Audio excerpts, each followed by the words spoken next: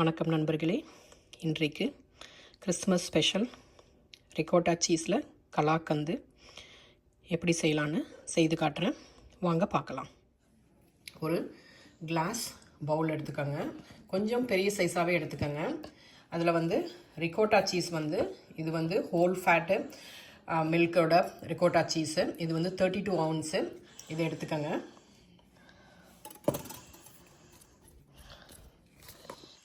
இது கூட 2 can 14 ounce can, so 28 ounce condensed milk சேர்த்துக்கங்க. இதுவும் ஃபுல் ஃபேட். இது நான் வால்மார்ட் பிராண்டு தான் எடுத்துருக்கிறேன். நேம் பிராண்ட் தான் இம்பார்ட்டன்ட் கிடையாது. நேம் பிராண்ட் தான் வேணும்னு இம்பார்ட்டன்ட் கிடையாது. ரெண்டுமே வால்மார்ட் பிராண்ட் தான் எடுத்திருக்கேன். விஸ்க் வச்சு நல்லா கலந்து விட்டுக்கோங்க. அது கூட ஒரு 2 டேபிள் ஸ்பூன் மில்க் பவுடரு, மாவா பவுடரு, அதை சேர்த்துக்கோங்க. ஏன்னா கொஞ்சம் நமக்கு அந்த நல்லா திக்னஸாக கிடைக்கும். கட் பண்ணுறப்ப நல்லா ஸ்லைசஸ் நல்லா வரும்.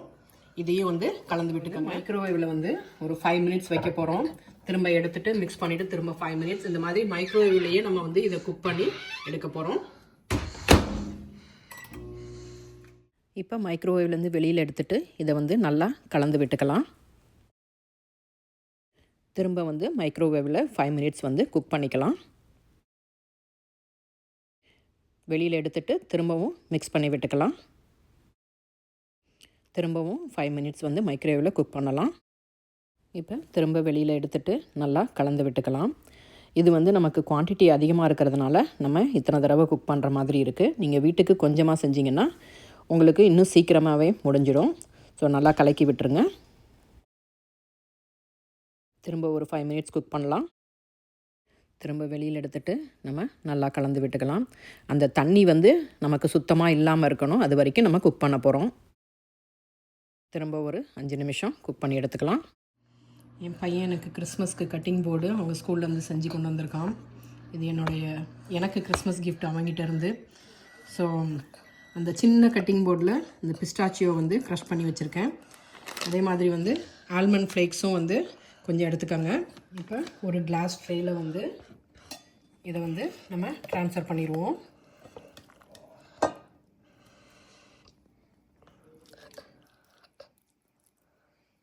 ட்ரேயில் போட்டுட்டு நல்லா அழுத்தி விடுங்க.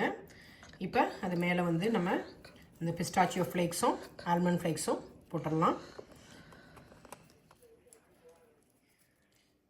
ரொம்ப ரொம்ப சுலபமான உங்களுக்கு ரிகோட்டா சீஸில் கலாக்கந்து ஒரு அரை மணி நேரத்தில் தயாராகிருச்சு. இது நீங்கள் இப்படியே சாப்பிட்ணும் ஹாட்டாக அப்படின்னாலும் சாப்பிட்லாம். இல்லை பீஸ் பண்ணணும் அப்படின்னு சொன்னிங்கன்னா இதை ஃப்ரிட்ஜில் வச்சுட்டு கொஞ்சம் ஃபோமான பிறகு நம்ம கட் பண்ணி பீஸ் போட்டுக்கலாம். எனக்கு கலாக்கந்து ரொம்ப ரொம்ப ரொம்ப பிடிச்ச ஸ்வீட்டு. எங்கள் அண்ணனோட ஃப்ரெண்டு ஃபஸ்ட்டு வாங்கிட்டு கொடுத்தாப்புல. எனக்கு மில்க் ஸ்வீட் எதுவாக இருந்தாலும் ரொம்ப பிடிக்கும். இதில் கலாக்கந்து உங்களுக்கு ரொம்ப ஸ்வீட் கம்மியாக இருக்கும். ஆனால் நல்லா டேஸ்ட், அந்த பாலோடைய அந்த டேஸ்ட் ரொம்ப சுவையாக இருக்கும். உங்களுக்கு இந்த வீடியோ பிடிச்சிருந்ததுன்னா லைக் பண்ணுங்கள், ஷேர் பண்ணுங்கள், சப்ஸ்கிரைப் பண்ணுங்கள். என்ஜாய். தேங்க்ஸ் ஃபார் வாட்சிங்.